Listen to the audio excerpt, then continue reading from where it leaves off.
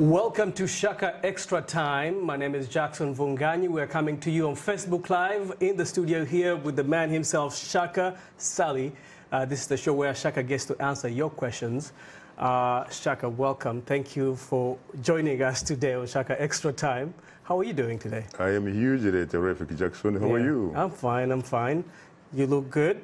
Thank I like you. your hat again. You too. Brought it. You too. Our last. Well. So, Shaka, lots happening on the continent. Let's start off with sad news. Yesterday, coming out of South Africa, the death of the icon, anti-apartheid icon, an activist and mother of the nation, Winnie Mandela. She passed away yesterday.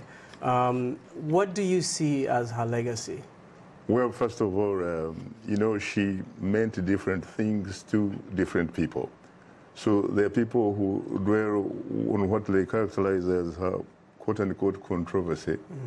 But a lot of people, from what I have seen, frankly, they are celebrating her. Because among the people that she had actually problems with were the South African bishop, Nobel Peace Laureate, a man who was in charge of the Truth and Reconciliation Commission, and you remember that they really had some kind of exchange, Desmond Tutu. Right. But guess what he actually said yesterday? He was one of the first people to comment on Winnie Mandela's passing away. And he said, quote, Winnie Mandela was a defining symbol of the struggle against apartheid. She was undeniably one of the greatest icons of the struggle against white minority rule in South Africa. Right.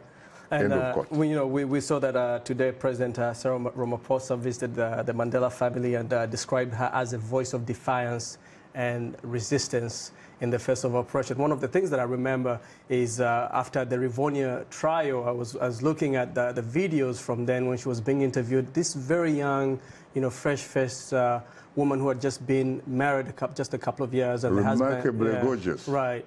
The husband being sent off for life imprisonment to Robben Island. And she was the voice of defiance and hope at the time for a lot of South Africans. Voice of reason, in fact, even, long after independence, she has been characterized as someone, frankly, that remained the voice of reason and in many ways who actually gave the voice to the voiceless of South Africa. Right, and she stood up for the people. She did. Even after the end, of apartheid, Winnie Mandela still remained that figure that always spoke truth to power, regardless of who was in power, including at the time when the former husband, Nelson Mandela, was president. It is interesting that the Nelson Mandela Foundation also has come out and it says, I quote, all South Africans are indebted to Mama Winnie, whether they acknowledge it or not. Such is the complexity of Winnie Mandela's legacy. The Mandela Foundation adds, quote, from the witness of her life, we knew we could stand tall. We knew also we could falter and stumble. Either condition was an affirmation of life. Right, right. Given that there's so many people paying homage to her, we saw on social media in the U.S. there are many American politicians, including Jesse Jackson, Karen Bass, Maxine Waters, paying homage in their respects about this, wonderful resistance fighter who, for many, was a symbol of hope. Yes. But she was still a very polarizing figure, like you said in the beginning. But why do people on different sides look at her differently? Jackson, that is normal, to be honest with you, because I recall as a young upcoming intellectual in the graduate school at UCLA, and we're talking about the 80s, my friend. I was able to take a course known as historiography. It talks about different interpretations of history. In other words, there are different perspectives of whatever you can actually look at. For example, I recall that a former U.S. president, Richard Nixon, You remember his problems with Watergate and what have you. And when being interviewed, I remember a journalist asking him, what do you think, how do you feel or think that history will treat you? And he came back and said, you know, David, basically when you talk about history, if you want history to be favorable to you, either you have to write it yourself or commission someone to do it on your behalf. And the great British Second World War Prime Minister, Winston Churchill, asked the same question, basically said, luckily, I am going to have to write it myself. So who's going to write the history of Winnie Mandela? The observers of Winnie Mandela. There are a lot of Africans. In fact, they have started writing part of that history. How is history going to remember her? I guess that's the best way to rephrase that question. I think you see some of these views now reflected in some comments coming out of South Africa. They're basically using celebration, really. You heard, of course, some of the words that came from Cyril Ramaphosa himself. In fact, there is a picture where after Mandela is immediately released from prison in 1990, there is a picture where there are three very important people. In the center is Nelson Mandela. On the right is Winnie Mandela. And guess who is on the third? It's a face of young Cyril Ramaphosa. Bearded with full head. That is correct. with the sideburns and what have you. Right. And, you know... You're talking about the time when he had just been released from prison, and he was about to give a speech at City Hall in front of a crowd of about 200,000 people. And he's using... He realizes, he notices as he was about to start reading his speech, and we're talking about Nelson Mandela at the time, about to give one of his first speeches, actually, and he realized that he had forgotten his glasses, and guess whose glasses he used?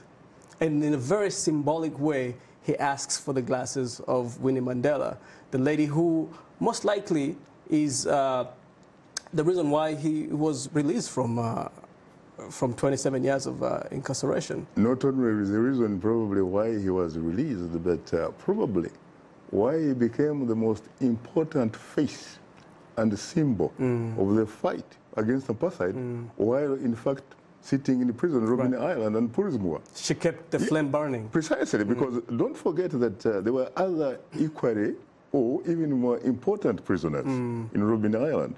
We're talking about Walter Sisulu, for example. The father of the current South African foreign minister, the beautiful foreign minister of South Africa. This is the man who recruited, in fact, young Nelson Mandela to join the ranks of the ANC. And he spent more than 20 years, just like Mandela, in prison, and yet he didn't feature so much. Absolutely. But here was a very young, remarkably gorgeous, smart woman who pretty much kept this man's name really in the public. And she's the reason people like you and many others as young activists and intellectuals at universities across the world. Tell us a little bit about your work and many others, for example, in California when you were a student. When I was at UCLA, we had the Mandela Tent City at UCLA. And guess what? Mandela Tent City. Yes, and among some of those people that used to be, part of it, were the current Congresswoman, Karen Bass, from Los Angeles. Karen Bass, Maxine Waters, and all these people and what have you. I used to see these people, participating and what have you through a lot of different fora. And I recall when I was an undergraduate student at the State University of New York in Albany, I first came across a film called I think it was called The Black Grave of Dimbaza or something of that sort. I can't remember exactly what it was, but it featured Winnie Mandela. And I looked at this, incredibly gorgeous, very outspoken, remarkably eloquent, a fighter, a lady, frankly, that represented the best in people who struggle for freedom. She proved, for example, that you didn't, first of all, have to be a man. Second, that you didn't, in fact, have to carry a gun, an AK-47, in order for you to fight for your social, economic freedom. And there she was. Absolutely. There she was. So, Great point. you know, when it comes to reporters like you and I, she also reminds me of a former ABC News television anchor, the late great journalist Peter Jennings from Canada. I remember him talking about how journalists, when they are looking at a story, they basically either look at it or see it through their own different social, cultural lenses of experience. And so when we talk about Winnie Mandela, how is she going to be remembered? She's obviously going to be remembered in a manner that is a reflection of the different perspectives. If you're just joining us, this is Shaka Extra Time. I'm with the man himself, Shaka Ssali, right here in the studio. And the first part of our program today, we're talking about the legacy of none other than the late Winnie Mandela, who passed away yesterday, the civil rights icon, anti-apartheid campaigner, who many feel that represented different things to different people, but there's consensus and agreement that she was a great woman and that the world and South Africa has lost a lot. What can she teach to young civil rights activists on the continent today? I think that she not only inspired, by the way, during those days, a lot of other freedom fighters. People, whether they were fighting for independence in neighboring Zimbabwe, whether it is South Sudan, whether it was Angola, it was Mozambique, wherever there was a struggle, somehow the name Winnie Mandela would be mentioned, alongside, of course, the other great, liberators like her husband, Nelson Mandela. I think that, again, like I said, she taught us, and frankly, a lot of people, I have to say it again, that you didn't actually have to carry an AK-47. Right. And that you didn't have to be a man. Which brings us to the next topic. We want to touch it briefly. We actually spoke a little bit about it last week. A gentleman by the name of Miguna, an opposition figure in Kenya who was deported twice now. Twice. At the time when we were having the conversation last week, he was somewhere in a bathroom, and it's actually, we thought when he first tweeted that he was being held in a bathroom at the Kenyatta International Airport, we thought it was a joke, but when pictures came out, he was actually in the bathroom. Precisely. The same night or the next day, we had that he had been forcefully put on the plane and flown to Dubai, where he spent a day, and then he's in Canada right now. Actually, not just a day. I think he spent about 4 days in Dubai, and he alleged, for example, that he was sedated, he was injected with some kind of poison or whatever it was, which made him not being conscious until they arrived in Dubai. He didn't actually know where he was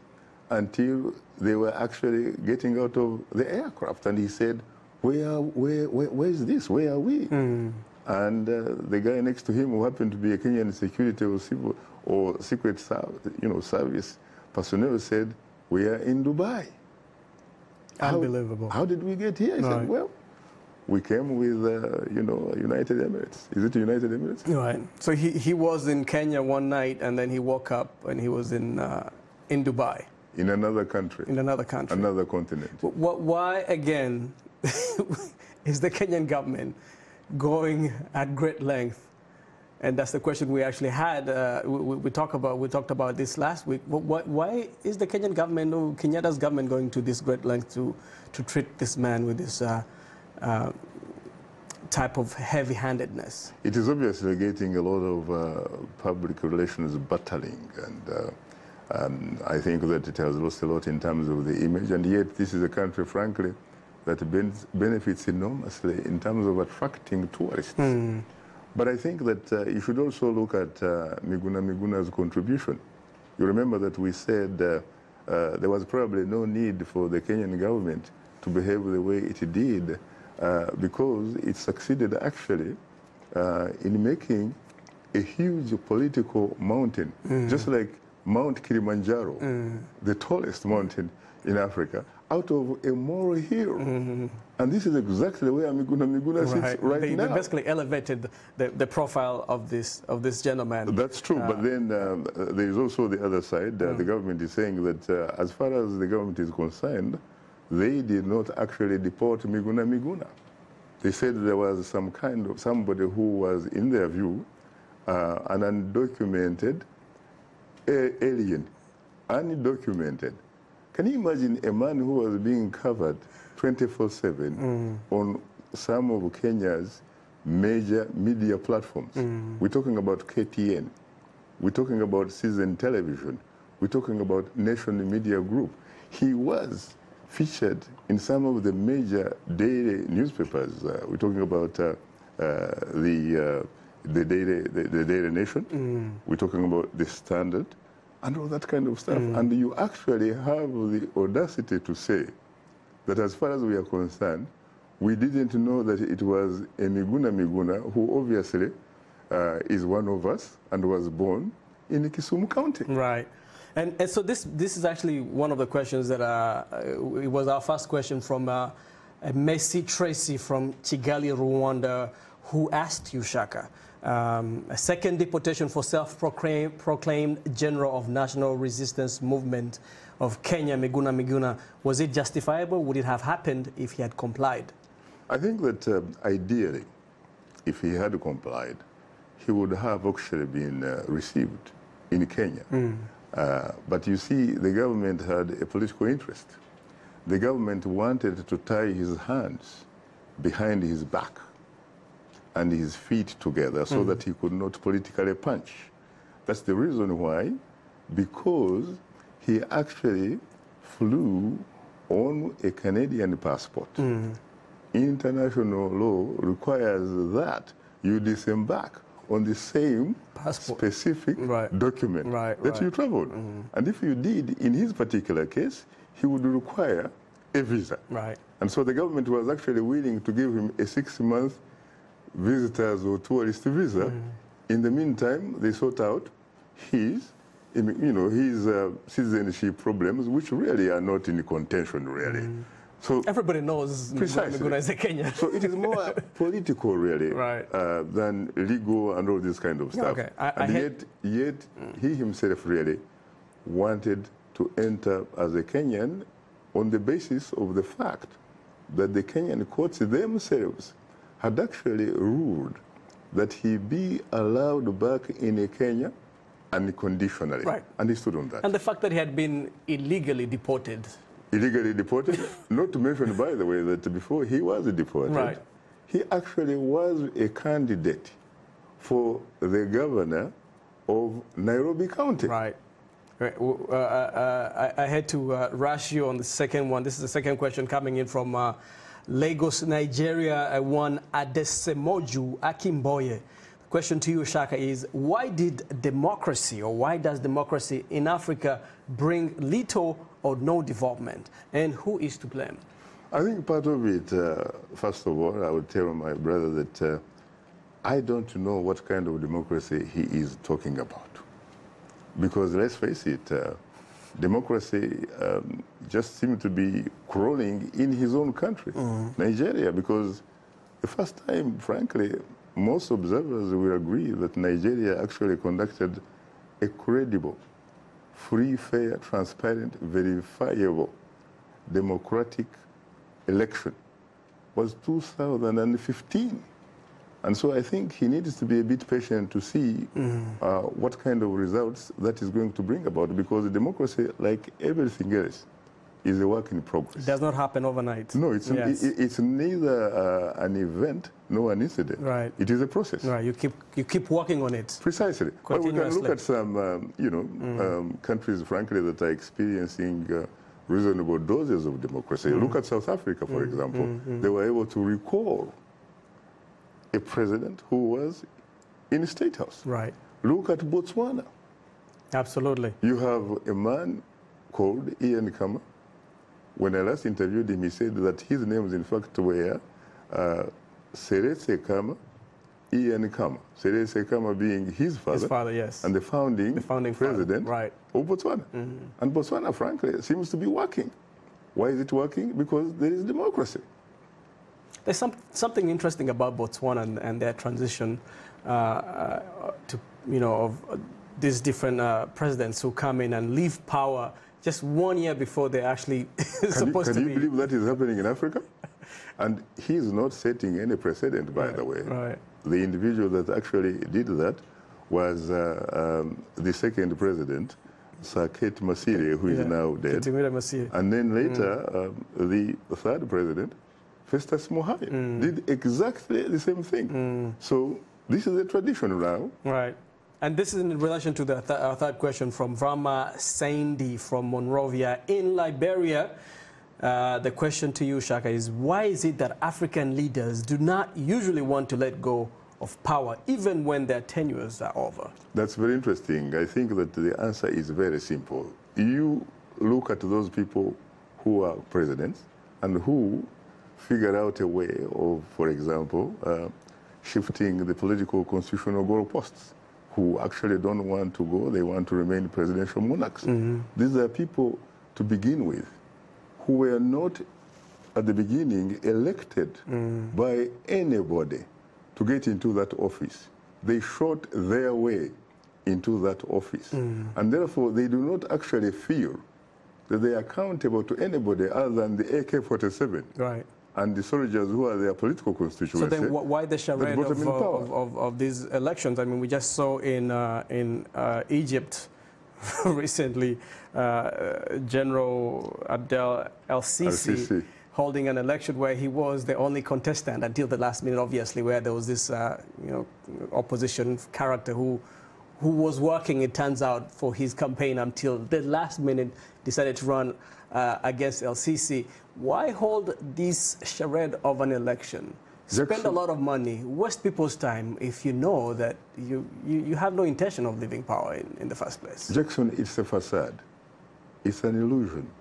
That is not the correct word to use in terms of describing the political process, frankly, that obtains in Cairo, obtains in Kigali, for example, obtains in Uganda, that obtains in Malabo, Equatorial Guinea, obtains in the Cameroon. We can go on and on and on and on. Those are selections. Those are selections, sincerely. And these individuals do not honestly feel that they have to get into the business of accountability, because they don't feel that, in fact, they owe something to anybody other than the manner and the means through which they came into power. Precisely. From Bujumbura, Burundi, our fourth question comes from Nzerimu Godfrey. He says, Shaka, can you discuss this phenomenon which is becoming a trend in African politics, whereby those who have great ideas don't have power, but those who have power have no ideas on how to develop their nations? It is very interesting because that sort of observation keeps coming up. I first actually came across it through a very prominent lawyer, intellectual, in the Republic of Kenya, called Dr. P.L.O. Lumumba. Yes. And he's right, because you look at some of these countries in Africa, really, you look at the people who occupy State House, they are not the best. Again, how did they get there? They did not go there through what would objectively be characterized as democratic process. They shot their way there. And once they shot their way there, because of the things that they have done during their tenure, they kill people, they make, sometimes decisions, obviously, that favor a very small, group of people. Sometimes I describe it really as they pretty much in a position where they become patriotic to their stomachs. Patriotic the to their stomachs stomachs. of their family and friends, not society, not country. That's part of the problem. You first heard it here, right here on Shaka Extra Time with the man himself, Shaka Ssali. We're coming almost to the end of our show today. Shaka, this question comes in from Morema Boaz in Essen, Germany, who is from Uganda. He asks, is there hope for reforms in the politics of the East African states, at least in the next 5 years? But just to reiterate the answer to Mr. Nzerimu's Godfrey from Bujumbura, Shaka basically said that, look at the process with which these people came into power. If, his question was why is it that those who have great ideas don't have power and those who have power have no ideas on how to develop their nations? And Shaka is, his response was basically, look at how they got in power in the first place. So Shaka, this probably is our last question again. Is there hope that there's going to be reform in the East African region in the next 5 years? Is there any hope? It doesn't look really that very good. Let's just focus on Kenya and see whether the political golden handshake between President Uhuru Kenyatta and former Prime Minister Raila Amolo Odinga makes any difference. I mean, that's obviously does not mean anything. When you think about the issue of Miguna, it doesn't seem to have really done anything. Absolutely, yes. Yeah, but let's face it, there is hope, not only in East Africa, but on the continent. For example, look at the election that is going on in Sierra Leone. They're counting votes. We saw what happened in Liberia. You have, George Weah. We see what is happening in Botswana. Again, let's face it, these are times that require people like your generation to take charge. You have to step up to the plate because you have a lot of ideas, at least according to that question, right?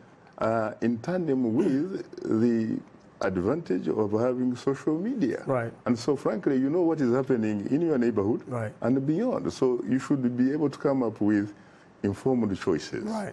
You are also talking about the changing demographics. The majority of the Africans really are very young people. They're not invested in the status quo. Right. They want change. And that, they will get it. But they have to demand it because nobody can grant it to you. Nobody's going to give it to you. Precisely. You have to work for it. You have to stop thinking like Shaka, who belongs to a generation that is the beneficiary of the Gutenberg factor, the printing press. No. Shaka, we're almost coming to the end of our show today, and we have only 2 minutes, I believe. Can you preview for us what is coming up on Straight Talk Africa tomorrow? Luckily, we are going to be talking about more of the same things because we continue with political transitions or the challenges of political transitions in Africa. And, tomorrow in particular, we'll be looking at the results from Sierra Leone. We'll be looking at the new political kid on the block in Ethiopia.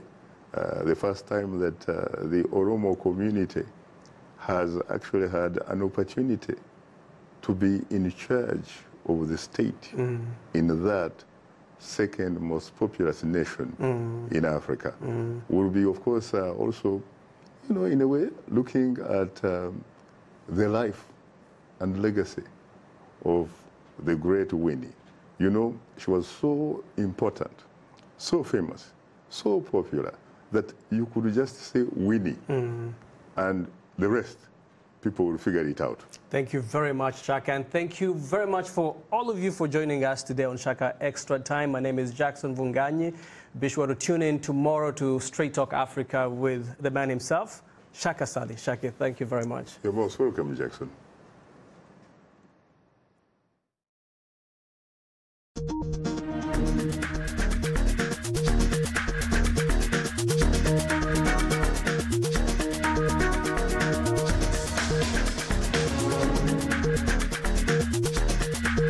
Conversation again. The big question for Martin